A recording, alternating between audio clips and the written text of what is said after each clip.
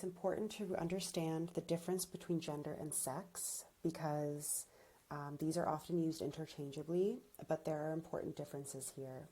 So sex refers to the physical and biological characteristics that distinguish male and female. These include things like reproductive organs, hormones, chromosomes, etc. In contrast, gender refers to the socially constructed characteristics of women, men, girls, boys, and gender diverse people. And this includes norms, roles, behaviors, attributes, power, relationships that exist between them. These characteristics can vary from society to society, and they are not fixed. So often in our project, almost always, we'll be referring to gender because our project is looking at the ways that gender is shaped and shapes opportunities. And our project takes a gender equity approach and a gender justice approach. So we've talked about how gender rights are fundamental human rights.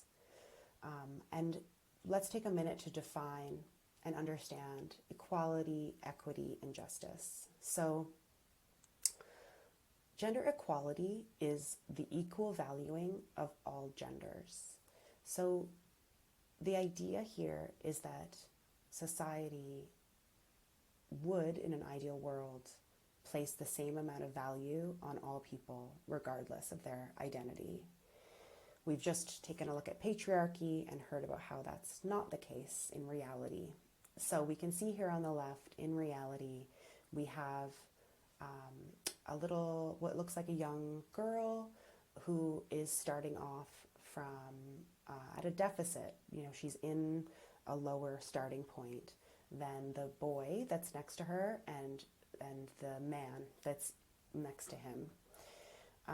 If we are to take simply an equality approach without considering the ways that the structures in our societies have meant that some people have more opportunity than others, and we give everyone the exact same resources and opportunity, then we're perpetuating inequality because we aren't ensuring that each individual is able to be given what they need in order to be engaged.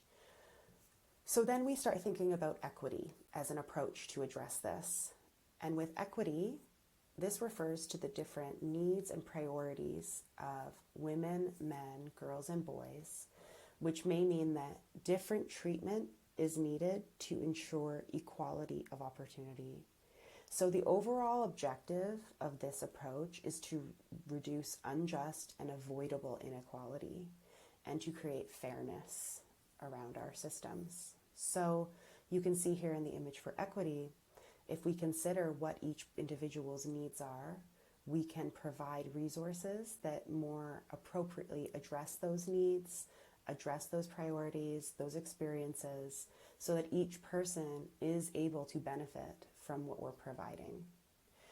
But I think it's important we don't just stop at the idea of someone showing up and participating. We need to make sure we're really meaningfully co-designing our programs with diverse young people to more meaningfully reflect their unique access, meaningful engagement, respect, and ensure that they're deriving benefits. So that brings us to our final image, which is this image of justice here. Justice is all about, especially gender justice, is all about addressing the systemic barriers we create and we reinforce in our programs and communities. So, importantly, gender justice and what we call gender transformative programs and approaches center the diverse needs, experiences, and leadership of the people most impacted by discrimination and oppression. And what this does is it helps us achieve both equity, so the fair distribution of resources, access, opportunities, and the end goal of equality, equal outcomes. And so importantly, the image of justice illustrates this really well. What we see here is if we had started at the beginning by integrating everyone's perspectives, everyone's needs in our design of our project, program, event, we would have noticed that we didn't need to build a wall, because that wall is not going to be experienced equally by each individual. And so we can make specific decisions around design that can allow us to ensure inclusion in a way that doesn't require any additional supports. We've built it in from the very beginning.